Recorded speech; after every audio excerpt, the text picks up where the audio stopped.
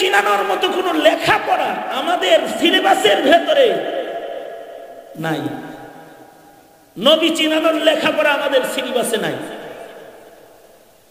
নবী চিনাইতে আমাদের চিৎকার করে করে বলতে হয় আমাদের নবী শেষ নবী, আমাদের নবীর পরে আর নবী নাই, এগুলো আমাদের বলতে হয়। এত বলার পরেও মূর্খরা বুঝবে কিভাবে? শিক্ষিতরাও বুঝে না। আমার 22 দিন রিমান্ড ছিল, 1 বছরের জেল আর 22 দিন রিমান্ড। মামলা কি জানেন? মামলা হলো আমি বাইতুল মুকাররমের উত্তর গেটে ককটেল মেরে পালাইছি, এটা হলো মামলা। আমার নাম, আমি ককটেল জীবনে কোনোদিন চোখেই দেখিনি। পত্রপত্রিকায় ককটেলের ছবি দেখছি, কিন্তু ককটেল চোখে দেখিনি। আর মামুনুল হকের মামলা কি জানেন? মানি ব্যাগ চুরি। উনি মানি ব্যাগ চুরি করছে। আমার মামলা হলো আমি ককটেল মারছি। আর জুনায়েদ আল হাবিবের মামলা হলো গাড়ি ঘুরাইছে। এইগুলা হলো মামলা। এই মামলায় আবার রিমান্ড কতদিন জানেন? এই সকল মামলার রিমান্ড 22 দিন, 48 দিন, 1.5 মাস রিমান্ড। আর এই রিমান্ড কত ভয়ঙ্কর! আমাদের মাদ্রাসার ছেলেগুলো যারা জেলখানায় হাজিরা দিতে আসে, ওদেরকে দেখবেন, যদি দেখতে যান দেখবেন ওদের হাত ওরা খুলতে পারে না, হাত এরকম কুকরানো মুসরান। কারণ প্লাস দিয়া চারিটাই না খুলে ফেলা হয়েছে, প্লাস দিয়ে। লটকায় রিমান্ড করা হয়েছে। তবে এই রিমান্ডের ভেতরে কিছু ভালো পুলিশও আসে, এমন পুলিশও ঢুকছে যাদের ভেতরে ঈমান আছে। এরা দরজা বন্ধ করে জড়ায় ধরে কাঁদছে আর বলছে, হযরত হাত পা বাঁধা, মাফ করে দেন। আছে। কিন্তু যারা নিজেকে বিক্রি করে ফেলেছে কারোর কাছে, তারা এসে বলে কি জানেন? তারা বলে কি, কাদিয়ানীদের সাথে একটু মিলমিশ করে চলা যায় না? আরে কাদিয়ানির সাথে কি মিলমিশ করে চলবে? আবার তাদের প্রশ্ন হলো, কাদিয়ানীরা কি আসলেই কাফের? এই কথা শুনলে তো ইবলিসেও হাসে, যে কাদিয়ানী কি আসলেই কাফের? বিসিএস ক্যাডার হয়ে কেউ যদি না বুঝে কাদিয়ানী কাফের, তাহলে তোমরা বলো যারা 16 বছর যাবত মক্তবের শিক্ষা থেকে বঞ্চিত, কিন্ডারগার্টেন চালু করে মসজিদের ইমাম মুয়াজ্জিনদেরকে বিকল করে ঘরে বসায় দেওয়া হয়েছে, ছাত্রদেরকে কালিমাটা পর্যন্ত শিখার সুযোগ যখন সন্তানরা পায় না, এই সন্তানরা শাহরিয়ার চিনবে কেমনে? হাসানুল হক ইনু চিনবে কেমনে? বলো তোমরা আমাকে। তারা কিভাবে নাস্তিক চিনবে? তারা কিভাবে কাদিয়ানী চিনবে? তারা যদি এই ফিতনা না চিনে, তো ওরা তো এক সময় কাদিয়ানীর দোসর হয়ে যাবে, নাস্তিকের দোসর হয়ে যাবে। সত্য ন্যায়ের অগ্রপথিক সারা দুনিয়া, আপনাদের প্রিয় চ্যানেল নিয়ামতপুরি মিডিয়া। সূরা কাহফ যদি কেউ শুক্রবারে তেলাওয়াত করে, তাহলে এটা ফজিলত এত বেশি যে যারা নিয়মিত ইয়াউমুল জুমআতে সূরা কাহফ তিলাওয়াতকারী হবে, তাদেরকে আল্লাহ তাআলা দাজ্জালের ফিতনা থেকেও হেফাজত করবে। তার মানে দাজ্জালের ফিতনা তো জমিনের সবচেয়ে বড় ফিতনা।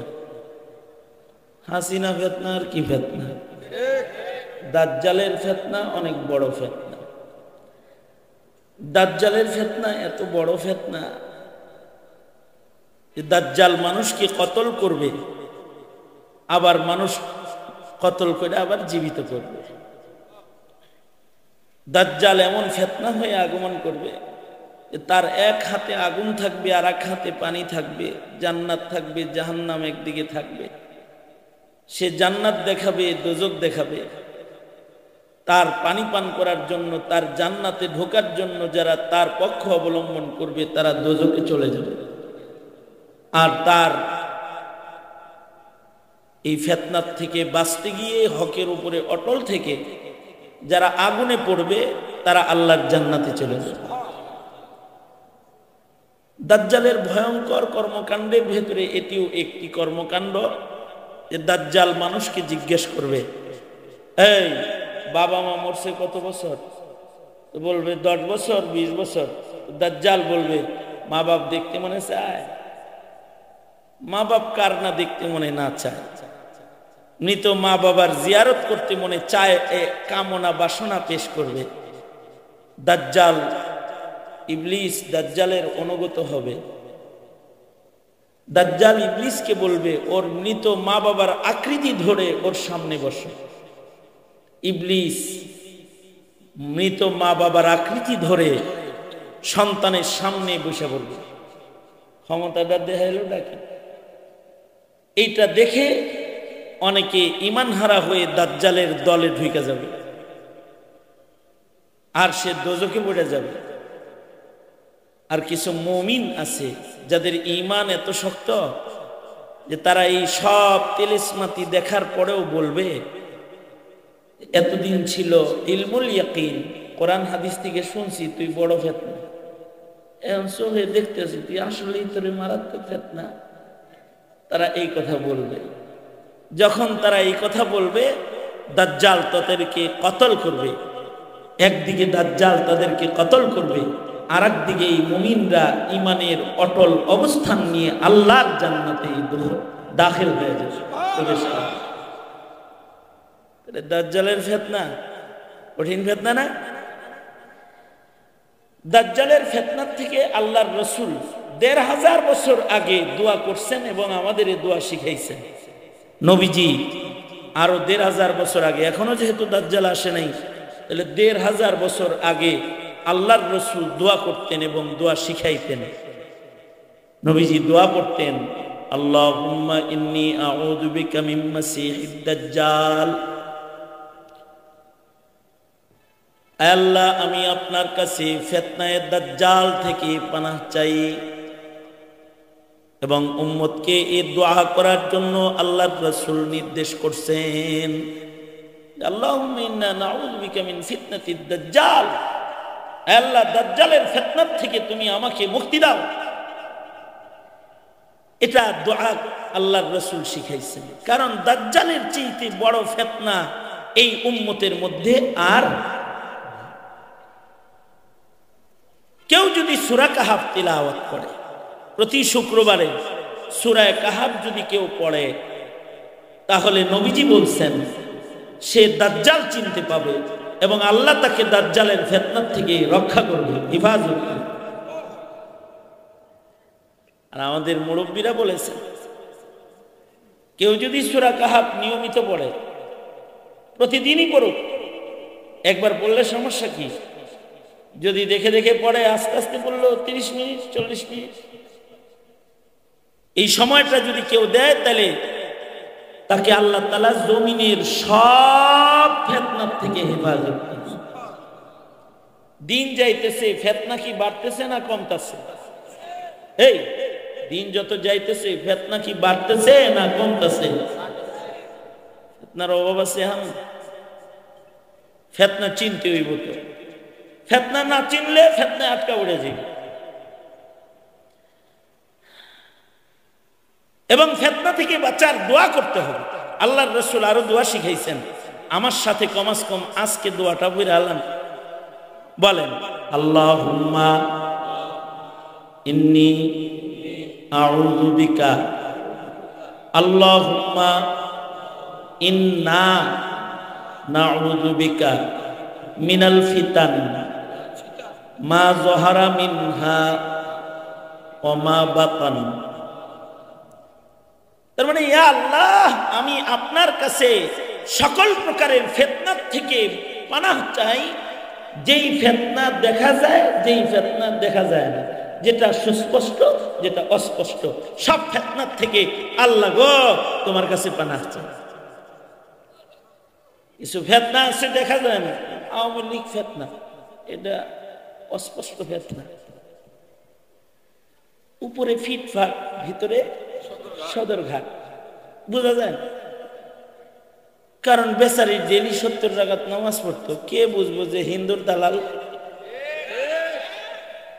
বুঝুন বিষয়টা, বুঝুন।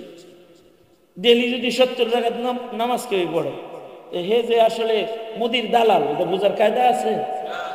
সে কি মাওলা?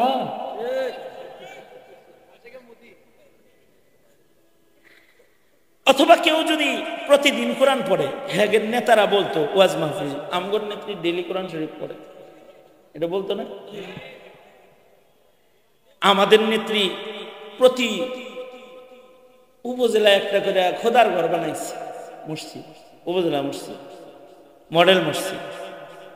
প্রতি উপজেলায় যদি মডেল মসজিদ হয়, মডেল মসজিদের সংখ্যা কত হয়েছে? আমি আয়াতটা পড়ছি ভিন্ন একটা কারণে, ওই পর্যন্ত যাইতে আমার একটু টাইম লাগবে, গেলে অল্প সময় শেষ হয়ে যাবে ইনশাআল্লাহ। মডেল মসজিদ যে বানাইলো প্রতি মসজিদে মসজিদে, মসজিদের নির্মাণের ভাব দেখে মনে হয় ইব্রাহিমের বেটি আখিরি জামানায় একটাই আছে, তার নাম শেখ হাসিনা। ইব্রাহিম কাবা শরীফ বানাইছে, আর হে কাবার শাখা বানাইতেছে, মসজিদ বানাইতেছে। দেখে চিনার কায়দা নাই। মা রাসূল কেন বললো মা যাহারা মিনহা ওয়া মা বাতান? এমনি বলে নাই, এই কারণেই কইছে, কারণ দেখে বুঝার কায়দা নাই। মসজিদ বানায় কি লেগে? মসজিদ বানাইছে হলো এই দেশটাকে ভাস্কর্যের রাজত্ব করার জন্য, মূর্তি পূজার আখড়া বানানোর চক্রান্ত করার জন্য, আইওয়াশ করতে একটা একটা মসজিদ বানাইছে। উপজেলায় মসজিদ বানাইছে, একটা মূর্তি বানাইছে 60টা। তাহলে নামাজের জায়গা বানাইছে মাত্র একটা, আর পূজার জায়গা বানাইছে কয়টা? বুঝেন নাই বিষয়টা? আশ্চর্য বিষয় হলো মসজিদ বানায় কাউরে বলে নাই নামাজ পড়ো, কিন্তু মূর্তি বানায় সবাইরে বলছে তোমরা সব পূজায় অংশগ্রহণ করো। ধর্ম এটা যাক যাক, পূজা আমাদের সবার, এই ফজিলতের বাণী উচ্চারণ করছে। তার মানে হলো তার একটা সুদূর প্রসারী ধান্দা ছিল, সেটা হলো মুসলমানের বাচ্চাদেরকে পূজায় নিয়ে বিভিন্ন পূজা করায়া করায়া একদিন তার বাবাকেও 33 কোটি দেবতার একটা বানায়া যেন পূজা করান যায় দেশে দেশে। এ কারণে এত মূর্তি, তাছাড়া এত মূর্তির দরকারটা কি ছিল? এই জিনিসগুলা ওলামায়ে কেরাম মানা করেছেন। ওলামায়ে কেরাম যে ফিতনা চিনে, হেরা তো সূরা কাহাফ পড়ে। ঠিক বললো, ঠিক না বললো ঠিকই। আলেমরা সূরা কাহাফ পড়ে না, তারা তো ফিতনা চিনে। সঙ্গত কারণে তারা বলেছে ভাস্কর্য বানাইলে বুড়িগঙ্গায় ফেলে দিব, এগুলো বলছে। ভাস্কর্য ভেঙে ফেলবো, মূর্তি পূজার দেশ এটা না। নেতার শ্রদ্ধা মানুষের হৃদয়ে স্থাপন করার জন্য মূর্তির দরকার নাই, বহু পদ্ধতি আছে। এগুলা বলার কারণে এদেশের আলেমদেরকে জেল খাটতে হয়েছে, এদেশের আলেম ওলামাদেরকে মামলা দেয়া হয়েছে। কিন্তু খুশির খবর হলো আলেমরা ফিতনা দেখায় দিচ্ছে শুধু, কিন্তু এই ফিতনা আলেমদের দূর করতে হয় না। বুবু 5 তারিখে চলে গেছেন, যদিও বুবুর সম্পর্ক বুবু প্রমাণ করছে যে আল্লাহর লগে, কিন্তু পরে 5 তারিখে দেখলাম দিল্লির লগে। মানে প্রভু, মানে এত বেশি প্রভুর গুণগান গাইছে যে আল্লাহ ভক্ত একটা রাবেয়া বসে, মনে হয় আল্লাহর সাথে সবচেয়ে বেশি খাতি। কিন্তু 5 তারিখে যখন বাংলাদেশের আবাবিলের কাফেলা ছাত্র জনতা দাওয়া দিল, তখন দেখলাম বুবু যতই মসজিদ বানাক আল্লাহর লগে খাতির জমে নাই, তবে ভাস্কর্য বানায় মোদির সাথে খাতির খুব ভালো জমেছে। কোথাও জায়গা না পেলেও, মসজিদের কোন দেশে জায়গা না হলেও মন্দিরের দেশে জায়গা হয়ে গেছে, মন্দিরের দেশে জায়গা হয়ে গেছে, কারণ খাতির ওটা জমে গেছে। বহু তো চলে গেলেন, কিন্তু আমি একটা অভয় বানিয়ে আপনাদেরকে দিই, সেটা হলো এই 5 তারিখে মোমো গেছে গা, 6 তারিখ সন্ধ্যার আগে বাংলাদেশের সব মূর্তি সব মাটির সাথে মিশায়া দিয়েছে এদেশের মুসলিম জনতা। মাত্র 24 ঘন্টার ব্যাপার। আমি কয়েকদিন আগে গোপালগঞ্জে গেলাম, তো গোপালগঞ্জের মেন জেলা গেটে শেখ সাহেবের বড় ছবি ছিল, উনি সালাম দিত সবাই ঢুকলেই। সেদিন গেলাম, দেখলাম শেখ সাহেবের মাথা নাই, ওইটাও কে যেন ভেঙে লয়ে গেছে। আশ্চর্য বিষয়, খুশির বিষয় এটা যে একটা মূর্তিও মুহিবুল্লাহ বাবুনগরী ভাঙে নাই, পীর সাহেব চরমনায় ভাঙে নাই, শাইখুল হাদিস আল্লামা মামুনুল হক ভাঙে নাই, খালিদ সাইফুল্লাহ আইয়ুবী ভাঙে নাই, জামিল মাদ্রাসার মুহতারাম সাহেব একটাও ভাঙে নাই, কারবালা মাদ্রাসার মুহতারাম সাহেব একটাও ভাঙে নাই। কোন মসজিদের ইমাম মুয়াজ্জিন যারা আজকে আয়োজন করছে ওয়াজের, এরা কোনো মূর্তির ধারে কাছে যায় নাই। কোন মাদ্রাসার একটা ছাত্র একটা মূর্তি ভাঙে নাই। এই মূর্তিগুলা তারা ভেঙে ফেলেছে যারা হাসিনা ফেতনাকে আলেমদের সাথে সাথে ওরাও চিনেছে, আর আওয়ামী লীগ ফেতনাকে যারা চিনেছে, তারা এদেশের যুব সমাজ, এদেশের শ্রমিক জনতা, তারা ছাত্র জনতা, এরা সব মূর্তি বুড়িগঙ্গা পর্যন্ত নেয় নাই, যেটা যেখানে ছিল সেটারে সেখানে মাটির সাথে মিশিয়ে দিয়েছে, সেখানে দাফন করে ফেলেছে। কিন্তু এটা যে ফেতনা, এটা চিনার কায়দা নাই।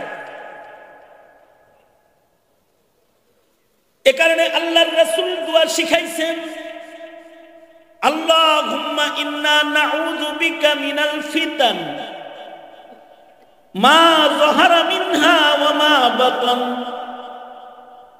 আল্লাহর কাছে বান্দা দোয়া করবে আর বলবে, ওগো আল্লাহ, তুমি আমাকে সকল প্রকারের ফিতনা থেকে পানাহ দাও।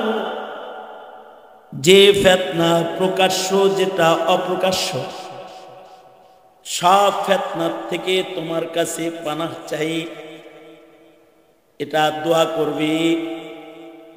শুধু দোয়া করলে হয় না, আমাদের মাদারিসে কওমিয়াতে কিতাবুল ফিতান আলাদা অধ্যায় পড়ানো হয়, যেন প্রত্যেকটা আলেম ফিতনা চিনতে পায়। কারণ আলেমরা তো নায়েবে নবী, ফিতনা চিনে তারা সতর্ক করবে, এটা কিন্তু ফিতনা, এটা কিন্তু হতে দেয়া যাবে না। মুসলমানের দেশে মোদির আগমন, এটা ফিতনা, আসতে দেয়া যাবে না। আলেমরা আন্দোলন করেছে, আলেমরা জেলখানায় গিয়েছে, এমন ভয়ঙ্কর গ্রেফতারি চক্রান্ত স্বাধীন দেশে ইতিপূর্বে কখনো হয় নাই। ব্যাপক পরিমাণে আলেমদেরকে গ্রেফতার করে জেলখানায় পাঠানো হয়েছে, কারণ কসাই মুদির আগমনের পরে কি ঘটতে পারে এটা কেউ না বুঝলেও আলেমরা বুঝছে। এ কারণে আলেমরা রাজপথে শাহাদাত বরণ করেছে, জেল জুলুম সব মাথায় নিয়েছে। তারপরেও জাতির কাছে কিন্তু তারা ফিতনাকে প্রকাশ করেছে। এই ফিতনা শুধু মৌলবী চিনলে হবে না, যত ফিতনা আছে সব ফিতনাগুলো প্রজন্মের প্রত্যেকটা সন্তানের চিনতে হবে, চিনলে বাঁচতে পারবে। এ কারণে আমরা যখন মাহফিলে বসে যাই, তখন আমরা বলি, এই কাদিয়ানি কিন্তু ফিতনা, এটা চক্করে পড়ো না, এইটা চক্করে পড়লে কিন্তু ঈমান থাকবে না, এগুলো আমরা বলি। কারণ কাদিয়ানি চিনানোর মতো কোনো লেখাপড়া আমাদের সিলেবাসের ভেতরে নাই। নবী চিনানোর লেখাপড়া আমাদের সিলেবাসে নাই। নবী চিনাইতে আমাদের চিৎকার করে করে বলতে হয়, আমাদের নবী শেষ নবী, আমাদের নবীর পরে আর নবী নাই, এগুলো আমাদের বলতে হয়। এত বলার পরেও মূর্খরা বুঝবে কিভাবে? শিক্ষিতরাও বুঝে না। আমার 22 দিন রিমান্ড ছিল, 1 বছরের জেল আর 22 দিন রিমান্ড। মামলা কি জানেন? মামলা হলো আমি বাইতুল মুকাররমের উত্তর গেটে ককটেল মেরে পালাইছি, এটা হলো মামলা। আমার নাম, আমি ককটেল জীবনে কোনোদিন চোখেই দেখিনি। পত্রপত্রিকায় ককটেলের ছবি দেখছি, কিন্তু ককটেল চোখে দেখিনি। আর মামুনুল হকের মামলা কি জানেন? মানি ব্যাগ চুরি। উনি মানি ব্যাগ চুরি করছে। আমার মামলা হলো আমি ককটেল মারছি। আর জুনায়েদ আল হাবিবের মামলা হলো গাড়ি ঘুরাইছে। এইগুলা হলো মামলা। এই মামলায় আবার রিমান্ড কতদিন জানেন? এই সকল মামলার রিমান্ড 22 দিন, 48 দিন, 1.5 মাস রিমান্ড। আর এই রিমান্ড কত ভয়ঙ্কর! আমাদের মাদ্রাসার ছেলেগুলো যারা জেলখানায় হাজিরা দিতে আসে, ওদেরকে দেখবেন, যদি দেখতে যান দেখবেন ওদের হাত ওরা খুলতে পারেন, হাত এরকম কুকরানো মুসলাম, কারণ প্লাস দিয়া চারিটাই না খুলে ফেলা হয়েছে। প্লাস দিয়ে লটকায় রিমান্ড করা হয়েছে। তবে এই রিমান্ডের ভেতরে কিছু ভালো পুলিশও আসে, এমন পুলিশও ঢুকছে যাদের ভেতরে ঈমান আছে। এরা দরজা বন্ধ করে জড়ায় ধরে কাঁদছে আর বলছে, হযরত হাত পা বাঁধা, মাফ করে দেন। কিন্তু যারা নিজেকে বিক্রি করে ফেলেছে কারোর কাছে, তারা এসে বলে কি জানেন? তারা বলে কি, কাদিয়ানীদের সাথে একটু মিলমিশ করে চলা যায় না? আরে কাদিয়ানির সাথে কি মিলমিশ করে চলবে? আবার তাদের প্রশ্ন হলো, কাদিয়ানীরা কি আসলেই কাফের? এই কথা শুনলে তো ইবলিসেও হাসে যে কাদিয়ানী কি আসলেই কাফের? বিসিএস ক্যাডার হয়ে কেউ যদি না বুঝে কাদিয়ানী কাফের, তাহলে তোমরা বলো যারা 16 বছর যাবত মক্তবের শিক্ষা থেকে বঞ্চিত, কিন্ডারগার্টেন চালু করে মসজিদের ইমাম মুয়াজ্জিনদেরকে বিকল করে ঘরে বসায় দেওয়া হয়েছে, ছাত্রদেরকে কালিমাটা পর্যন্ত শেখার সুযোগ যখন সন্তানরা পায় না, এই সন্তানরা শাহরিয়ার চিনবে কেমনে? হাসানুল হক ইনু চিনবে কেমনে? বলো তোমরা। তারা কিভাবে নাস্তিক চিনবে? তারা কিভাবে কাদিয়ানী চিনবে? তারা যদি এই ফিতনা না চিনে, তো ওরা তো এক সময় কাদিয়ানীর দোসর হয়ে যাবে, নাস্তিকের দোসর হয়ে যাবে।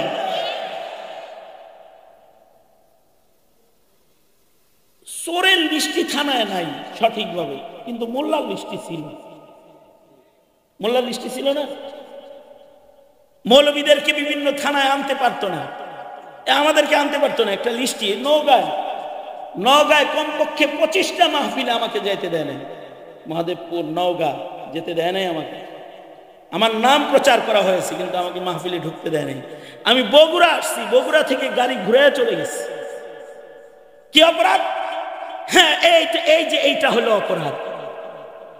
অপরাধ হলো আমরা মুসলিম প্রজন্মের সন্তানদেরকে ফিতনা চিনায়া দেই, বলে দেই এরা দুশমন, এদের সাথে আঘাত করে চলবি না। আমরা এটা বলে দিই,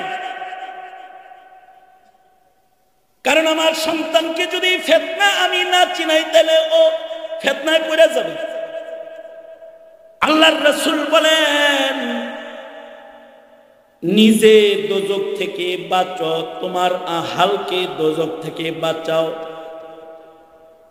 ও আনফুসাকুম ওয়া আহলিকুম নারা।